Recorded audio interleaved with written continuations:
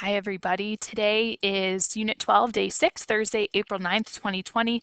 I wanted to apologize that the dates on the last few videos were off. The reason for that is I recorded them before they decided not to have spring break. So now we're in spring break. I'm sure you're all very excited and all rolling your eyes at me right now.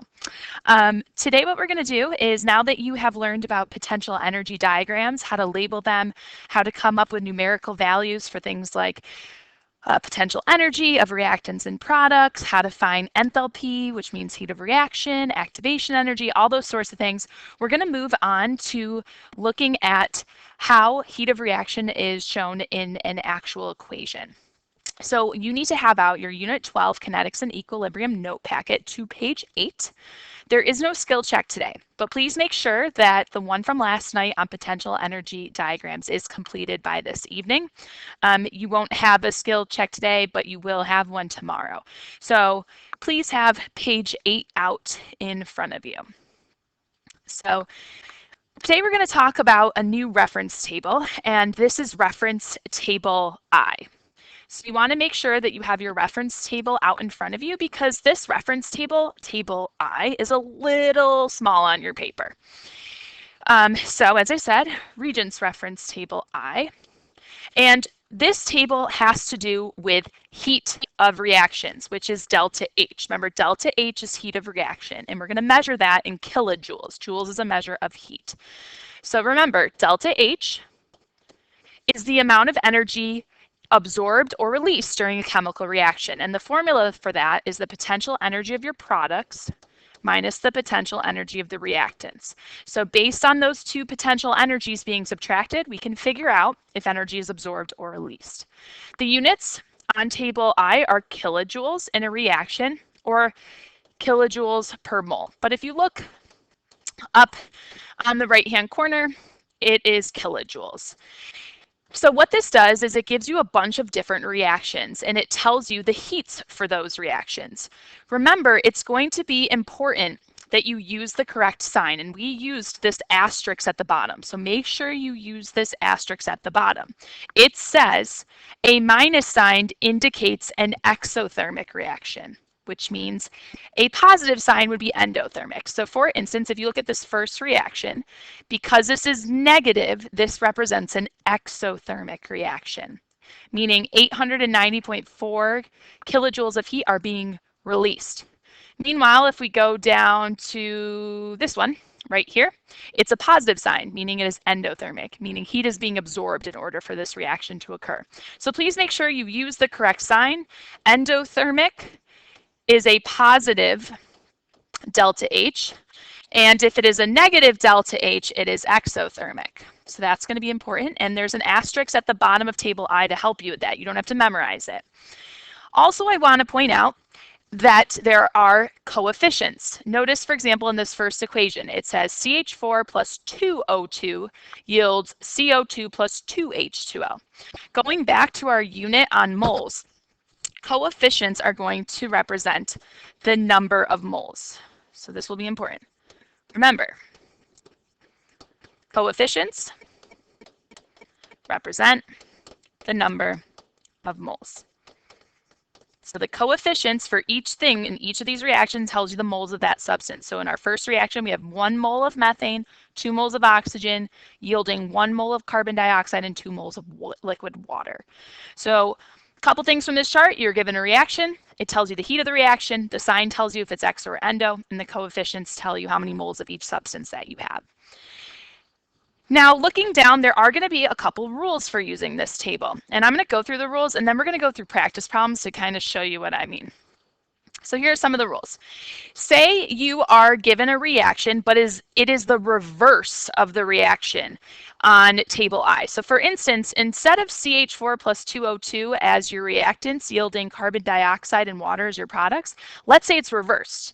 And now carbon dioxide and water yield CH4 and O2. So if you reverse the reaction, meaning you switch it around, you're going to switch the sign of delta H. So you're going to switch the sign of delta H. So for example, if I reverse this top reaction right here, instead of negative 890.4, it would become positive. The second rule, if you double the amount of reactant or product, you're going to double the delta H. Now, what do I mean by double? Let's say instead of 1 CH4 plus 2 O2 yielding 1 CO2 and 2 H2O, I have 2 CH4 and I have 4 O2 and I have 2 CO2 and 4 H2O. So I've doubled the amount of everything. This value would be doubled as well. Same thing goes for if you half the amount of reactant or product. You would half the delta H. So it depends on, am I switching my reaction? Am I doubling the amount of things? Am I halving the amount of things? And what we're going to do is we're going to go through the guided practice problems together. That's the easiest way to kind of show you a variety of reactions and how to actually use this table. And I've split them up onto multiple slides so that you can have enough room, and I can actually pull out examples from table I. So take a look at the first guided practice. This says, is the dissolving of sodium hydroxide in water an exothermic or endothermic reaction? So how you're going to use table I to do this is look on table I. You should all have table I out in front of you. You need to find the reaction that shows sodium hydroxide being dissolved in water. So go through, look at all the reactions on table I and try to figure out which one shows sodium hydroxide being dissolved in water. Let's take a minute, go through table I and see if you can find that. All right. As I go down table I, right here, this reaction, everyone find this reaction. I believe it is the sixth one from the bottom. This represents sodium hydroxide dissolved in water. That's what the H2O means. This means dissolved in water to produce sodium ion and a hydroxide ion. And our question wants to know, is this exothermic or is it endothermic? So we're going to look at the delta H. And I notice my delta H is negative 44.51 kilojoules. And I know that a negative sign indicates an exothermic reaction. So I would say this is an exothermic reaction. We've actually done this earlier in the year. I put sodium hydroxide into water and dissolved it, and it feels warm because it is releasing heat in that process. So there's guided practice number one. So I find the reaction that represents the dissolving of sodium hydroxide in water. I look at the delta H, and because it's negative, it's exothermic. All right, let's look guided practice number two. How much energy is absorbed during the formation of 1 mole of nitrogen dioxide? And this is the formula for nitrogen dioxide. So go on to your reference table I and find the reaction that demonstrates the formation of 1 mole of nitrogen dioxide. So that means nitrogen dioxide is your product. So it should be to the right of your arrow. So go down table I and find the reaction that is representing the formation of 1 mole of nitrogen dioxide. Okay, so when I go down table I, this reaction right here demonstrates the formation of nitrogen dioxide. And I see that the delta H is 66.4, and it's positive, right? Because I'm absorbing heat, kilojoules. Okay. Let's read our problem carefully. It says for the formation of 1 mole of nitrogen dioxide. Now we said earlier that the coefficients represent the number of moles of each substance. So let's look at nitrogen dioxide. Here's nitrogen dioxide. This is for 2 moles of nitrogen dioxide.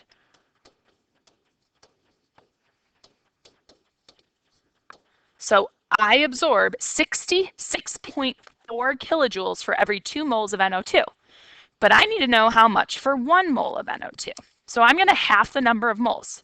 And remember from our rules, if I half the number of moles, I need to half my delta H. So that means I'm going to take my 66.4 kilojoules and divide it by 2 and get an answer of 33.2 kilojoules. So it takes 66.4 kilojoules for every 2 moles. This problem wanted for 1 mole, so I need to cut it in half. So you got to pay attention to the coefficients on this one. All right, take a look at question 3. What is the heat of reaction for the combustion of 2 moles of methanol? That's a lot. All right, so thinking back to organic, methanol, ANOL, that is an alcohol. Meth means 1 carbon. Remember, alcohol is ROH. So go on your table and try to find what methanol is. And I will kind of give you a hint here. Methanol has the formula CH3OH. So we're looking for the heat of reaction for combustion of 2 moles of methanol. Combustion means burning. And you need oxygen in order to burn. So you are looking for a reaction where you have methanol and oxygen as your reactants, and because it's combustion, your products are always carbon dioxide and water. So go on table I and find the reaction that represents methanol being burned in oxygen to produce carbon dioxide and water. This is a tricky question because it combines things from previous units. You need to know what combustion means, and you need to know what methanol is. So please go down table I and find the reaction that represents the combustion of 2 moles of methanol. All right, and if you find the reaction, here it is right here. We've got methanol, we've got oxygen, yielding carbon dioxide and water. And the delta H is negative 1,452 kilojoules. So that process, this combustion reaction right here, and you can always write this down in your notes if you want, that produces this much heat. Now we got to be careful with the moles. Let's look. Our question said 2 moles of methanol. Now let's take a look in the reaction from your reference table. Here's my methanol. And we have to look at the coefficient to tell us the number of moles. All right, my coefficient is 2. So I release 1,452 kilojoules for every 2 moles. I don't have to do any math here because the reaction is already for the number of moles that was asked of me up here.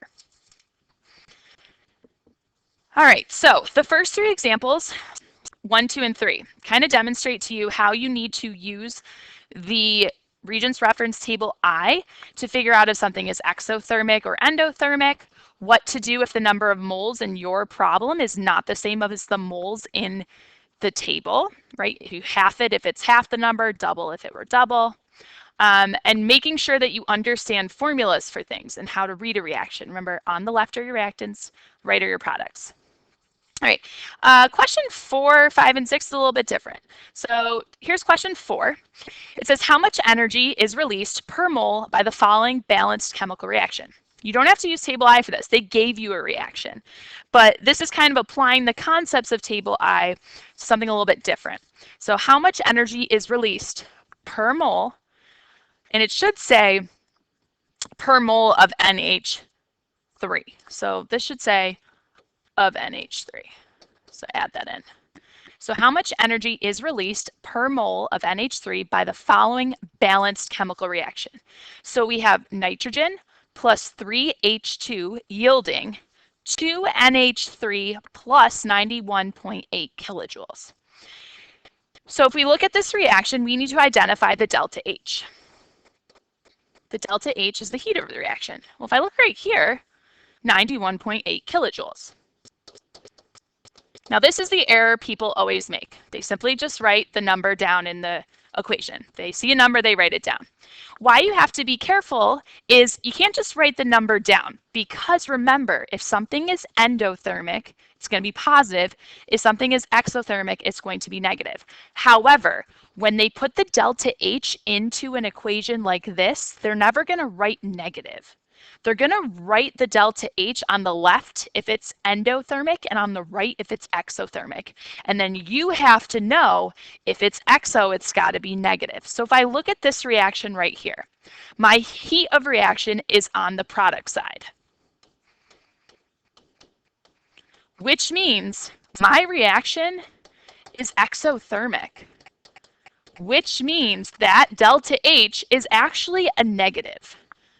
So I'm going to put negative 91.8 kilojoules. So be very careful. They're not going to tell you it's negative. They're going to want you to know if it's a product, it's exothermic. And because it's exothermic, heat of reaction, or the delta H, is negative. They're not going to write the negative in an equation. There's no negatives in a chemical equation. All right, so that's the first thing, figuring out, is it exothermic or endothermic? This is exothermic, so the delta H is negative. Now it says how much energy is released per mole of NH3. Now if I look at this equation, this is for every 2 moles of NH3. So 2 moles of NH3, you get negative 91.8 kilojoules. I want to know for 1 mole of NH3. So for 1 mole of NH3, you would have to divide that in half. And 91.8 divided by 2 is negative 45.9 kilojoules. Okay, so that's a lot. You got to know where the location of the delta H is, what that tells you. You got to know to check how many moles are in your equation and how many moles the problem was. All right, let's do another one. So try this one. 5. How much energy is released during the production of 2.5 moles of ethane according to the following balanced chemical reaction? Okay, once again, the first thing you need to do, locate the delta H. So here's my delta H. My delta H is 84 kilojoules. Then what you do, you need to check the location of it. Is it on the reactant side, meaning it's endothermic, or the product side, meaning it's exothermic? That 84 is a product. The delta H is a product, meaning that it is exothermic. And based on that asterisk on the bottom of your reference table I, it should be negative. So I'm going to put a negative out here. Remember, as I said, in a chemical reaction, there are no minus signs. So they use the location of the delta H to tell you if it should be positive or negative. So this is exothermic, so I'm going to make the sign of this negative. Okay, it says, and that is for the production. Here's my ethane right here. That's for 1 mole of ethane because the coefficient is 1. So 1 mole of ethane is negative 84 kilojoules of heat released, but my problem wants 2.5 moles of ethane. So what I need to do is I need to multiply this value by 2.5 because I'm 2.5 timesing the amount. So that's going to 2.5 times the amount of heat released. So I end up with negative 210 kilojoules for the delta H, for the heat of the reaction, how much energy is released. So this is a problem very similar to problems 4. So problems 4 and 5, rather than using table I to find the delta H, they put the delta H in an actual equation, and you need to know based on the location and the coefficients what it's representing. All right, question 6 is kind of a challenge problem. Let's take a look at question 6. This says, what is the delta H of the following reaction using table I? So we have aluminum oxide solid yielding 2 moles of aluminum solid and 1.5 moles of gaseous oxygen. What I would like you to do is go to your reference table and find the reaction that has aluminum oxide, aluminum, and oxygen. Not necessarily the same coefficients, but those substances. So go through table I, find the reaction that involves those 3 substances. And when you go down, you're going to notice, oh wait, hey, this reaction has aluminum, it's got oxygen, and it's got aluminum oxide, but it doesn't look the same. So let's compare these two. If we look, aluminum oxide in our equation is the reactant, but here it's the product. and the products are reactants. So it's been reversed, right? So I know, first of all, it's been reversed. All right, what else is different? The coefficients are different. The coefficient here is 1, the coefficient here is 4. Or excuse me, 1 and 2. The coefficient for the aluminum is 2 here, but it's 4 in my reaction on table I. And the oxygen I'm given is 1.5, but on table I it's 3. So they took what is on table I and they divided everything by 2. They divided all the coefficients by 2. So our amounts have been halved, meaning divided by 2. So we're going to have to change our delta H. Right here is our delta H. It is negative 3,351.